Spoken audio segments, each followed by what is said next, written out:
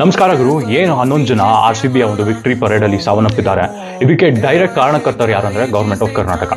ಯಾಕೆ ಅಂದ್ರೆ ಕಪ್ ಗೆದ್ದಿದ್ದ ಆ ನೈಟೇ ವಿಧಾನಸೌಧ ಮತ್ತೆ ಚಿನ್ನಸ್ವಾಮಿ ಹತ್ರ ಸಿಕ್ಕಾಪಟ್ಟೆ ಜನರು ಸೇರಿದ್ರು. ದೊಡ್ಡ ಸೆಲೆಬ್ರೇಷನ್ ನಡೀತಾ ಇತ್ತು. ಎಲ್ಲ ಕಡೆ ಪಟಾಕಿ ಹೊಡಿತಾ ಇದ್ರು, ಜನರು ಗಾಡಿ ಮೇಲೆ ಹತ್ಕೊಂಡು ಕುಣಿತಾ ಇದ್ರು.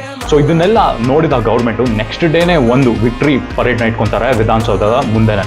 ಇವರು ಬೆಟರ್ ಆಗಿ ಪ್ಲಾನ್ ಮಾಡಬೇಕಾಗಿತ್ತು. ಇವ್ರಿಗೆ RCB ಪವರ್ ಏನು, RCB ಫ್ಯಾನ್ ಫಾಲೋಯಿಂಗ್ ಎಷ್ಟಿದೆ ಅನ್ನುವ ಒಂದು ಚಿಕ್ಕ ಅರಿವು ಕೂಡ ಇರಲಿಲ್ಲ.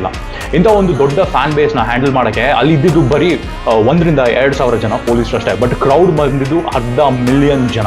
ವಿಧಾನಸೌಧ ಮುಂದೆ ಏನ್ ಸೆಲೆಬ್ರೇಷನ್ ಇಟ್ಕೊಂಡ್ರಲ್ಲ ಅದು ನನ್ನ ಪ್ರಕಾರ ಪ್ಲಾನ್ಡೇ ಇರಲಿಲ್ಲ. ಯಾಕಂದ್ರೆ ನಾನು 2 ಗಂಟೆ ಸುಮಾರು ವಿಧಾನಸೌಧ ಹತ್ರ ಇದ್ದೆ. ಆವಾಗ ಅಲ್ಲಿ ಏನು ನೀವು ಹೈಕೋರ್ಟ್ ಮತ್ತೆ ವಿಧಾನಸೌಧ ಮಧ್ಯೆ ಒಂದು ರೋಡ್ ನೋಡ್ತೀರಾ, ಅಲ್ಲಿ ಜನರು ಬರಕ್ಕೆ ಶುರು ಮಾಡ್ತಾರೆ. 3 ಗಂಟೆ, 3:30, 4 ಗಂಟೆ, 5 ಗಂಟೆ ಹಂಗೆ ಕ್ರೌಡ್ ಬೆಳೀತಾ ಹೋಗುತ್ತೆ. ಆ ಕ್ರೌಡ್ ನ ಹ್ಯಾಂಡಲ್ ಮಾಡಕ್ಕೆ ಅಲ್ಲಿ ಪೊಲೀಸರು ಯಾರು ಕೂಡ ಸರಿಯಾಗಿ ನೇಮ್ಸ್ ಇರಲಿಲ್ಲ ಅಂಡ್ ವಾಲಂಟಿಯರ್ಸ್ ಕೂಡ ಇರಲಿಲ್ಲ. ಅದು ಖಾಲಿ ರೋಡ್, ಅಲ್ಲಿ ನಿಂತ್ಕೊಳಕ್ಕೂ ಜಾಗ ಇಲ್ಲ, ಸಪೋರ್ಟ್ಗೂ ಏನು ಜಾಗ ಇಲ್ಲ. ಅಂತ ಒಂದು ಜಾಗದಲ್ಲಿ ಇವರು 2-3 ಲಕ್ಷ ಜನನ ಅಸೆಂಬಲ್ ಮಾಡಿ ಒಂದು ಪ್ರೋಗ್ರಾಮ್ ಮಾಡುವಂತಹ ಕಾರಣವೇನಿತ್ತು? ಕಪ್ ಗೆದ್ದಿದ್ದು RCB, ಕಿರೀಟ ತಗೊಳಕ್ಕೆ ಹೋಗಿದ್ದು ಗೌರ್ಮೆಂಟ್ ಅವರು. ಇವರು ಇದೇ ದೊಡ್ಡ ತಪ್ಪು ಮಾಡಿದ್ದು. ಸೆಲೆಬ್ರೇಷನ್ಸ್ ನ RCB ಅವ್ರಿಗೆ ಬಿಟ್ಟು ಚಿನ್ನಸ್ವಾಮಿಲೇ ಮಾಡುವಂತಹ ಒಂದು ಡೈರೆಕ್ಷನ್ಸ್ ಕೊಟ್ಟಿದ್ರೆ ಇವತ್ತು ಏನು 11 ಜನ ಸಾವನ್ನಪ್ಪಿದ್ದಾರೆ ಅವರು ನಮ್ಮ ಜೊತೆಗೆ ಇವತ್ತು ಎಲ್ಲರೂ ಕೂಡಿ ದೊಡ್ಡ ಸೆಲೆಬ್ರೇಷನ್ ಮಾಡ್ಬೋದಾಗಿತ್ತು.